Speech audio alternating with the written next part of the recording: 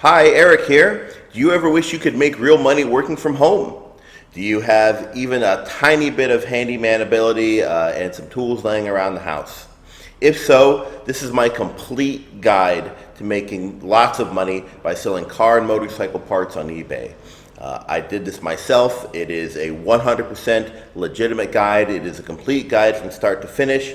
And I made around $60,000 just in my spare time over the course of a few years, just of extra income using this exact method. Now, I have no doubt that if you did this for an entire year, that you could make $60,000 if this was your full-time job, and probably even more if you were very dedicated, were willing to put a lot of time into it. So if you enjoy this video, please like and subscribe. Let's get right into the guide. eBay is the best place in the world to buy used car and motorcycle parts. Is your 1994 Honda Goldwing in need of a gas tank? You can buy one from the Honda dealer for $700, or you can buy a nice used one for $80 on eBay.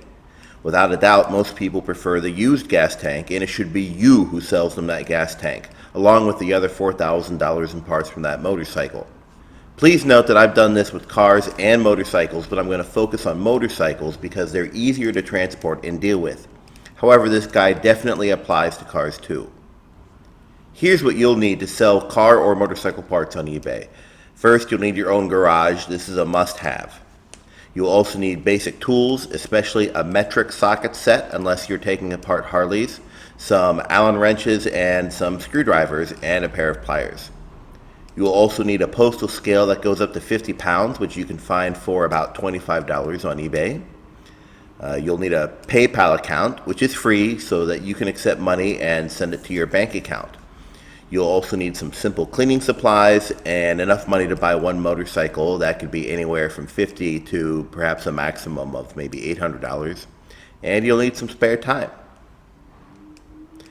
Now that you know what you need, here's what you don't need. Number one, you don't need any knowledge about motorcycles or cars. You don't need to be a gearhead at all to do this, I promise. And second of all, you really don't need any mechanical ability. I mean, seriously, you are not repairing vehicles or diagnosing problems. You're just taking parts off the motorcycle or the car until there are no parts left. Anyone can do it. Now that you know what you do and don't need, I'm going to go through the entire process step by step, starting with Step 1, pick the motorcycle you're going to disassemble. First of all, you do not need a functioning motorcycle. You are going to be taking this motorcycle apart and not fixing it. In fact, if the motorcycle doesn't work, it will be cheaper to buy. You aren't going to be assessing the mechanical condition of the bike, just whether or not most of the motorcycle is there and the overall appearance of the parts. Not all motorcycles are equal. An ideal motorcycle is one that lots of people are still driving, and therefore buying lots of used parts. But you do not need to be an expert on these motorcycles to figure out which ones these are. Here's a motorcycle ad from the New Orleans Craigslist, a 1985 Goldwing GL1200. You'll notice that pretty much everything is there, and the bike isn't caked in heavy rust. This is all good. The seller says some things, but you can just ignore everything the seller says in the text of a Craigslist or a Facebook ad, because usually everything is not true. The seller is asking $500. So now you have to decide if paying $500 is worth it. So the way you do this is you hop onto eBay, which is the website you'll sell on. You'll type GL1200 in the search box and tick the used and completed listings box on the left. Do not click sold.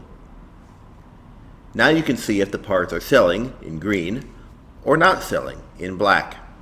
If many of the parts are green and selling for a reasonably high price, then this motorcycle is a good choice.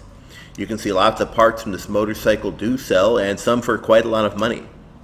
If the motorcycle purchase price is low enough, you don't have to have a lot of big ticket items because the motorcycle or the car has a lot of parts. You can just do the math.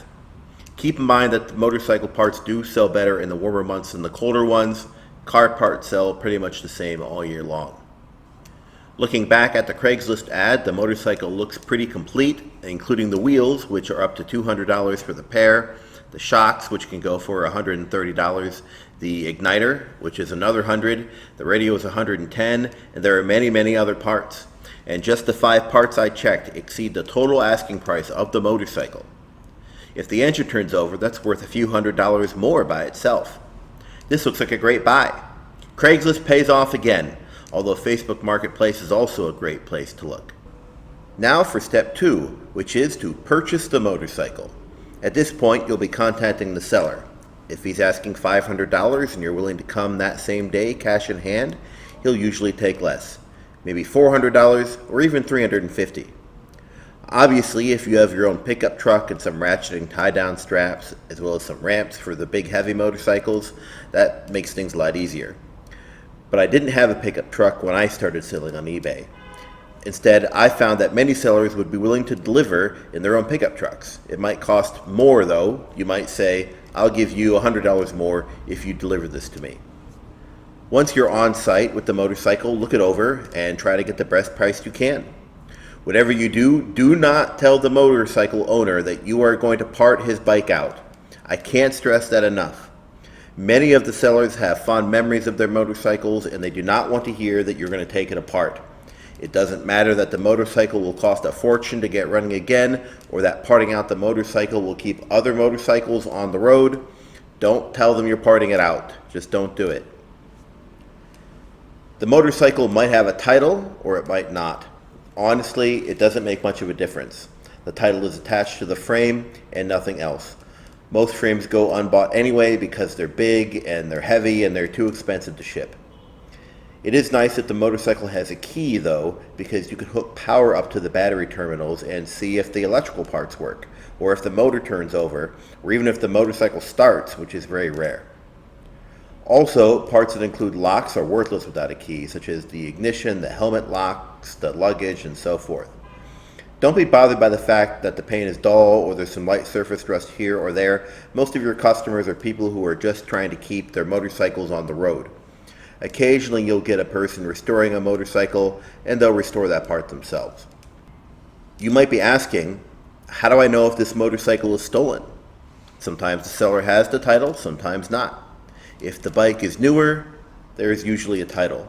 On the other hand, if the bike is very old and obviously very non-functional, the sellers often don't have the title. They've been lost over the years from changing hands or just for time.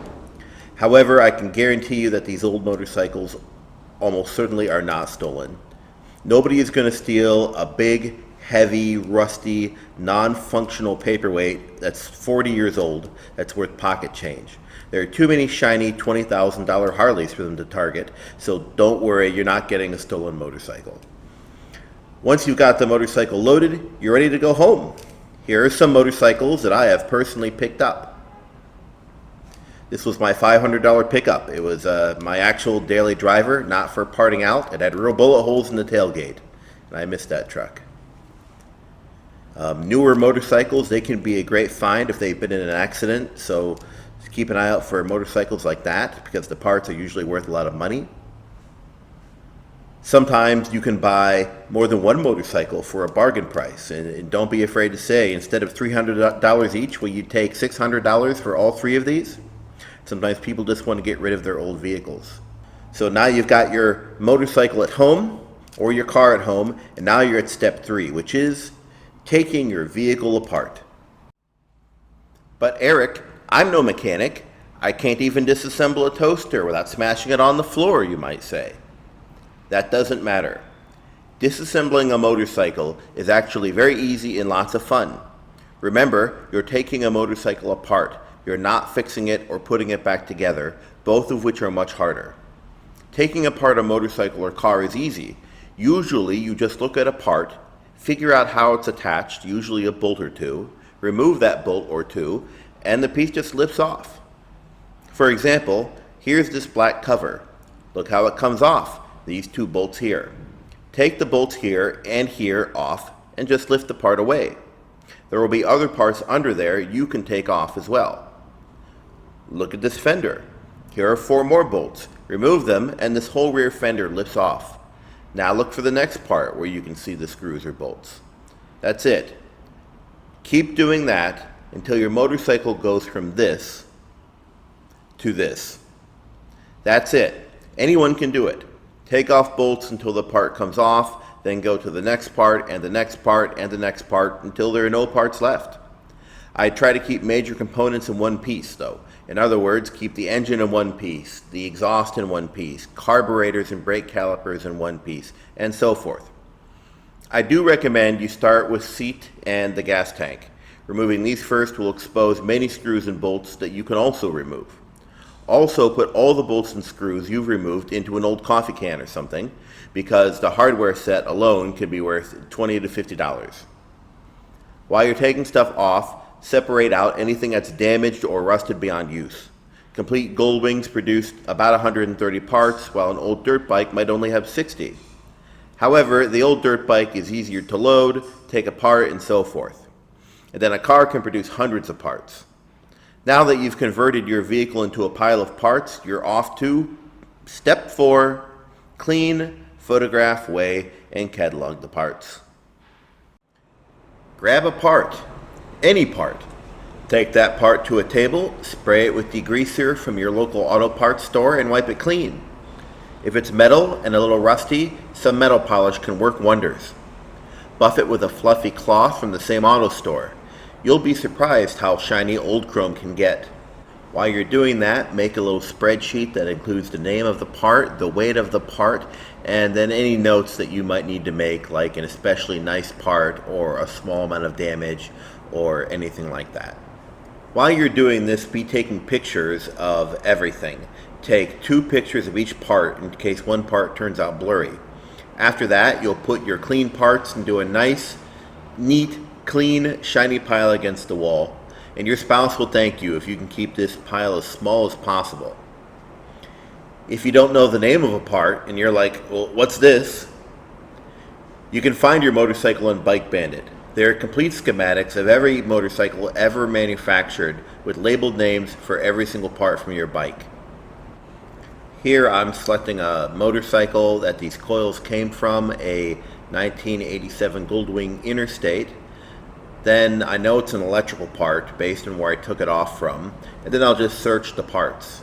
And oh look, if you zoom in, you can clearly see that same part from the picture, those black-brown cylinders. You see it's part number 5, and then oh look, part number 5 is the ignition coil. Now that all of the parts are cleaned and disassembled and photographed and stacked against the wall, now you're ready to forget about the physical parts for a little while and move to step 5, which is edit your photos and make eBay listings. You should definitely edit your photos. If you have Photoshop, you can use that. Otherwise, you can go online to Pixlr, a free and easy to use photo editor. Mostly you're just cropping the pictures to only include the part, not anything surrounding it, and perhaps turning up the brightness and contrast a little to make the pictures clearer. At this point, you should already have a PayPal account. If not, get one and link it to your bank. It's free. This is how every customer will pay you. You can easily transfer the money from PayPal to your bank account, or if you prefer, you can even have them send you a paper check. In fact, you can even get PayPal to send you a free debit card that you can use in ATMs or at stores. Creating a listing for sale on eBay is a very straightforward process. If you're worried about this, there are plenty of videos and help guides. However, if you just enter the information eBay asks for, that's all you have to do. Once you click sell, you're going to want to put in your item description or title. I'm saying ignition coils and the make and the model and the year of the motorcycle. And you're also going to say it's used, and you're going to add in your various pictures of your part. 1 or 2 are usually enough for a small part, and you'll say it's in good working order. Once you've done that, you enter in this other various information if you want to, and then you will put a nice description, obviously nicer than this one. Once you've done that, now you've got to decide, well, how much am I going to sell this for? Well, to find out, you are going to go back to eBay, you're going to enter in your part, and then you are going to find the part used and ordered by lowest price to see what your lowest price competitor is, in this case for a full set of coils. If you look here, the cheapest full set of coils is $29.99. So just go back and take this lowest price and undercut it by maybe 10%. 5 or 10% is plenty. Yeah, it's cutthroat, but you're here to make money, and you're not going to make money unless you have the product that is the best price. Furthermore, always set for priority mail. It is the very best option for delivery as far as speed of delivery and price and insurance. Please note that if you're a new eBay seller, there's a limit to how many items you can list at first. That limit will go away with time, and you can make that time faster by calling eBay once you've had some successful sales and asking them to raise your limit. Now for the best part, which is step 6, profit. Once someone buys your part, they'll send an instant PayPal payment. Congratulations, you've been paid. As soon as you've received instant payment in your PayPal account, you will then box the parts and take them to the post office. Always ship via priority mail because people want their stuff fast. Priority mail only takes 2 or 3 days, and it comes with free tracking. Never wait more than 1 day to take your package to the post office, and try to ship it the same day if possible. You don't have to pay for boxes. You can get free priority mail boxes at your post office. Also, anything that you can squeeze into a flat rate box is good, especially if it's heavy. The way a flat rate box works is that if you have something up to 70 pounds, it will ship for the same price regardless of weight, and so you can get a really good deal for some of your heavier motorcycle parts. Free boxes are available at any post office. You just walk in and you can get those boxes, and you can also order them online. For larger items that require a larger box than what you can get at the post office, I would just go to your local Dollar General or grocery store and use their broken down boxes. These businesses typically have boxes sitting outside the back of their store, and they often don't care if you take them for free. If an item is really large and unwieldy, like a motorcycle exhaust, you can literally wrap them in cardboard from unfolded boxes and then wrap over and over again several times with regular kitchen plastic wrap. It's usually worth the trouble with these items because large and unwieldy items are also usually expensive items that someone has paid you a lot of money for. You don't have to pay for packing material either. I use newspaper for packing inside of boxes. You can crumple it up into balls, and it works as well as packing peanuts or bubble wrap. If you go to your local newspaper, they often print more newspaper than they need. They'll usually give you stacks of leftover newspapers for free. Now that all of your packages are out the door, it's time for your least favorite step, which is step 7, pay your eBay fees. Typically, you incur eBay fees only if you sell an item. Items you don't sell normally don't incur fees. If you do sell an item, the fees tend to run about 10%. It's not that expensive because in return for that 10%, eBay is allowing you to reach the world's largest audience for your parts, eBay. It's actually quite a good deal. Finally, you have the last step, which is step 8, clean out your garage. Just so you know, you won't be able to sell every little part from your car or motorcycle. If you've selected the right car or motorcycle, however, you will sell most of the parts. From the example of the Goldwing, you might be able to sell maybe 100 of the 130 parts for anywhere from $5 to $250 a piece. Any parts that are made of metal should be thrown into the back of your vehicle and taken to the metal scrapyard. They will pay you money for your leftover metal by weight. Some scrap dealers will even pay for steel. Here are today's scrap metal prices as of today, according to iScrap. Any parts that aren't metal and can't be sold for scrap can be removed simply by placing a free motorcycle parts ad with a photo on Craigslist. They'll usually be gone from your curb within the hour. So let's break this down. Your Goldwing cost you $500. Your fees were another $400. And your miscellaneous expenses were another $100 for transport and tape or other packing materials and whatnot. That's $1,000. Assuming you sold your parts for $3,500, that's $2,500 free and clear. Now spend $600 of that to buy another nice motorcycle and transfer the rest from your PayPal to your personal bank account. If you bought a simple 1970s CB250, for example, maybe you only spent $200 and got $150 in fees and grossed $1,400 in sales. That would be a profit of around $1,000 after all was said and done, but with a much lower time commitment than the huge complicated Goldwing. That's how you do it, folks. Without a doubt, selling on eBay takes time and patience. Once you include listings, weighing, cleaning, actually getting the motorcycle, shipping, and etc., you're talking about some fairly significant work. However, I found that after the second or third motorcycle, I was actually quite fast during the entire process. Again, this process is no different from selling parts from a car, except a car is harder to transport and it takes up more space. Otherwise, the process is the same. So I wish you luck in your endeavors. The amount of money you can make is entirely determined by how much time you're willing to put in. If done correctly, you can supplement your money or even make this your prime source of income. I hope this video helped you. Please like and subscribe if it did, and if you have any questions about the process, just leave them in the comments and I'll do my best to answer them. Now get out there and make some money.